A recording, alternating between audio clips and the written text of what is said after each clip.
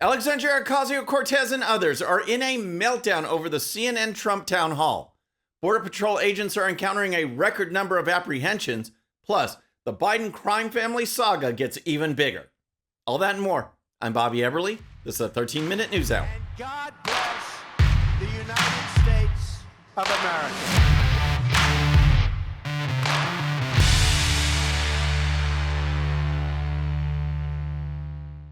Okay, friends, welcome to the show. Happy Friday. Hope you had a great week. If you're new to the show, thank you so much for tuning in.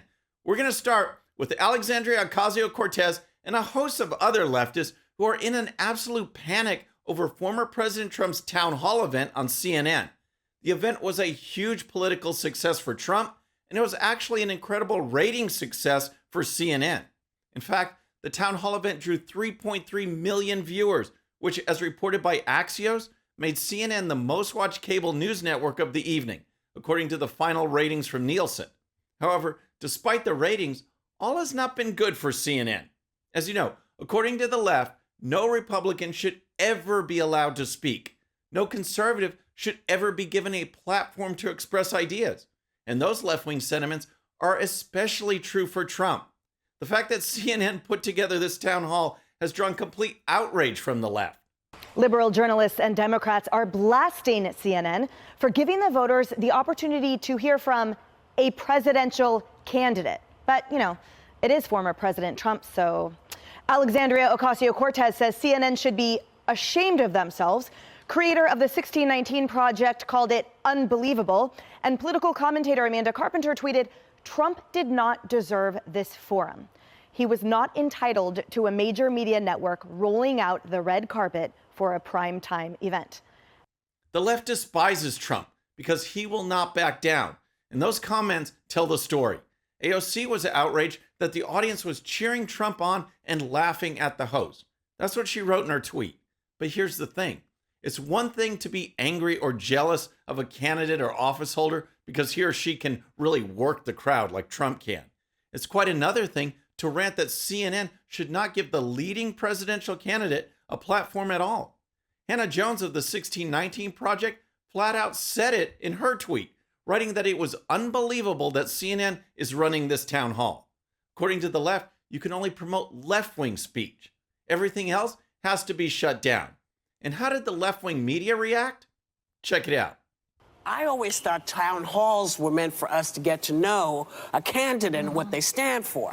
So what is the point of this new town hall that he's doing? That's what I'm so disgusted by, because again, when someone shows you who they are, you believe them. This is not journalism. This is entertainment. In journalism, you actually will control with the questions and the answers, and you will have some sort of a filter for misinformation. Those comments are just stunning, saying that real journalism controls not just the questions, but the answers too. If real journalism controls both the questions and the answers, and also filters out disinformation, then what you end up with is state-controlled media and a single approved narrative from which no one is allowed to deviate or express an alternative opinion. That is just scary. Here's more reaction. It feels to me like this is a pretty open attempt by CNN to push itself to the right and make itself attractive and show its belly to MAGA and to conservatives, hoping that they will tune in. No surprises, and yet it was a disgraceful performance. It was disgraceful on every level. Poor Joe Scarborough. Honestly, this is so fun to see. The left can't control Trump, and that's why they go into these meltdowns every time Trump takes the stage. And Trump supporters, that's a group the left just can't figure out. And it was certainly disturbing to hear that audience, young and old, our fellow citizens, people who love their kids and go to church, laugh and applaud his lies. And that audience that upset you, that's a sampling of about half the country. They are your family members, your neighbors, and they are voting. And many said they're voting for him. So we'll see what happens to CNN going forward as the network's new boss tries to balance the desire for higher ratings with the intense backlash being leveled at CNN for giving the leading presidential candidate a platform. All right, next let's talk about what's going on at America's southern border. But first, if you're new to the show or haven't subscribed yet, regardless of platform, just search out my name, Hit that subscribe button. Make sure notifications are turned on. That way you can follow the show and help us grow. Next, let's talk about the border crisis and the Biden administration's ongoing open borders policy. As we see the end of Title 42, which up until now has been the biggest deterrent to even more massive illegal border crossings, the situation has reached critical mass. The number of migrants crossing illegally into the country is at a level never seen before in the history of America. I issued a statement to the media yesterday pointing out some of the tragic consequences that we have seen regarding the border since Biden was sworn into office. 37,000 pounds of methamphetamine seized, 4,600 pounds of fentanyl seized, 5 million Border Patrol encounters, 1.4 million gotaways, 1,400 gang apprehensions, and 85,000 missing migrant children who are likely being abused and trafficked. It's disgusting. And now Border Patrol agents are dealing with an even bigger wave.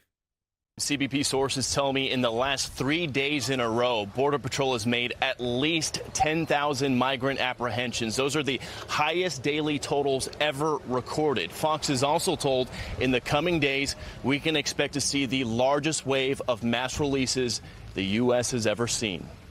10,000 apprehensions per day for the last 3 days. This is insane. And the dire reactions are not just limited to Fox News. Starting tomorrow, every migrant encountered by border agents will have to go through a much longer processing procedure. That is expected to cause a serious backlog, not to mention much more illegal immigration. In recent days, the U.S. has already seen a huge jump in migrants. A Homeland Security official says border authorities encountered more than 10,000 migrants along the border yesterday, already surpassing government estimates. On the other side of the border, U.S. officials estimate that more than 150,000 migrants are currently camping out in northern Mexico, just waiting for the policy to officially end. It is so bad out there, and once again, the Democrats are doing nothing about it. Recall a few weeks ago when the Republican-controlled House of Representatives passed a bill to protect women's sports? Not one single Democrat voted for it. This week, the House passed a border security bill that would restore the Remain in Mexico policy. It would restore funding and construction for a border wall. Not a single Democrat voted for that bill either. They want open borders. They don't want to protect Americans. And as the Democrats push their open borders agenda, some reporters are trying to blame Republicans. During a press conference with Texas Senator Ted Cruz, a reporter tried to score political points by saying that Republicans haven't done anything to help the situation. Here was the response. In 2020, the last year of the Trump presidency, we had the lowest rate of illegal immigration in 45 years. You ask, what have I done? I've championed the men and women of Border Patrol. I've championed securing the border. I've championed Remain in Mexico. And we turned this problem around and solved it. And we went from Joe Biden inherited the lowest rate of illegal immigration in 45 years. And the first day in office, he made political decisions to cause this problem. And you should be ashamed of yourself because you're a reporter and you're not reporting facts. You're telling lies. Just awesome. And back in Washington, it's amazing to hear how many times Biden's White House press secretary, Karine Jean-Pierre, will actually blame the Trump administration for this problem. But that's what Democrats do. They are flooding this country with illegal immigrants and blaming Trump in the process. All right, next let's talk about the Biden crime family, because the investigations in the U.S. House keep turning up more and more information that not only points to corruption and influence peddling from when Biden was the vice president of the United States, but it also points to treasonous activities. Make no mistake, there is no Biden family business. They don't do anything or make anything. The family business is money laundering and selling influence for policy decisions. As we learned this week, House Oversight Committee Chairman James Comer has information through subpoenas of documents and witness testimony, including whistleblowers, that paint an incredible picture of the depth and breadth of the Biden family's criminal activities.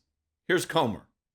While Vice President Biden was lecturing Romania on anti-corruption policies, in reality, he was a walking billboard for his son and family to collect money.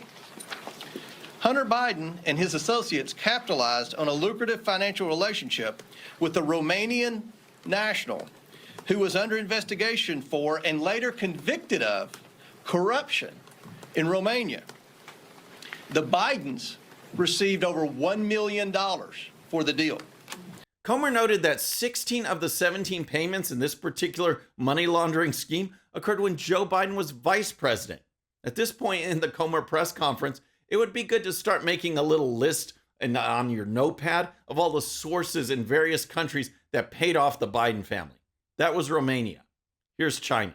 Xi Jinping had close ties to the highest levels of the Chinese Communist Party and operated a multi-billion-dollar energy company with access to large sums of money. We'll discuss how the Bidens received millions of dollars from this individual through the use of shell companies and wire transfers. And the list goes on and on. Romania, China, Ukraine, Russia, and more. Comer went on to detail bank records that show payments coming in from foreign companies and individuals to an intermediate company and other companies, and then out to Biden family members. In addition to this evidence, Comer has subpoenaed the FBI to turn over a memo that a whistleblower claims shows the FBI was investigating Joe Biden corruption and influence peddling evidence from when Biden was vice president. The FBI so far has refused to turn over that memo. Then there is this revelation that the letter put together by members of the intelligence community that said Hunter Biden's laptop was just Russian disinformation was in fact a political effort to help Joe Biden against President Trump during the 2020 campaign. There is so much to pour through, but unlike Democrat investigations into Trump, which were driven not by evidence, but by a desire to get Trump, here we have witness testimony, bank records, texts, emails, business documents, and more. But ultimately, it makes no difference what this committee discovers unless something is done about it. One of the best ways to restore a little faith in government is to see some actual accountability. Okay, so we've had AOC in the left-wing media, Democrats pushing for open borders, and the Joe Biden crime family. We need to ask them, do you have a relaxed brain? I got what you call, a relaxed brain. First in relaxed brain, we have the Illinois legislature, which is moving to ensure that children have access to any kind of sexualized and pornographic reading materials in public schools and libraries. As many concerned citizens rightly see this radical push in recent years to sexualize America's children and push drag queen events and inappropriate reading materials, Illinois says go for it. And a new House bill would defund libraries that keep sexually explicit books away from children.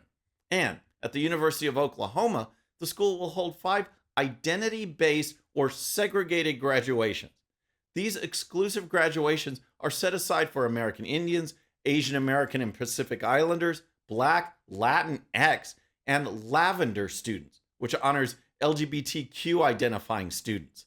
The university says that this form of graduation offers a, quote, more intimate celebration of students' academic journeys.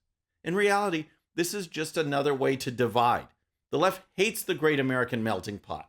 Instead, they want you to stay a hyphenated American forever. And check out these headlines from the Babylon Bee. First, there's finally a real effort to secure the border. Border wall covered with Bud Light signs to deter migrants. I love that one. And then in an update on the Biden crime family. Biden offers money to journalists to stop talking about his family's bribery allegations. You know, I wouldn't be surprised if that is actually happening. Friends, that's our show for today. I hope you enjoyed it. And remember, today's show's one sheet is available to Patreon supporters using the link in the description. The one sheet gives you the links to all the videos and stories used on today's show, so you can dive even deeper into each issue. And with that, our next show will be Monday evening at the usual time. Until then, I'm Bobby Eberle. This is a 13-minute news hour.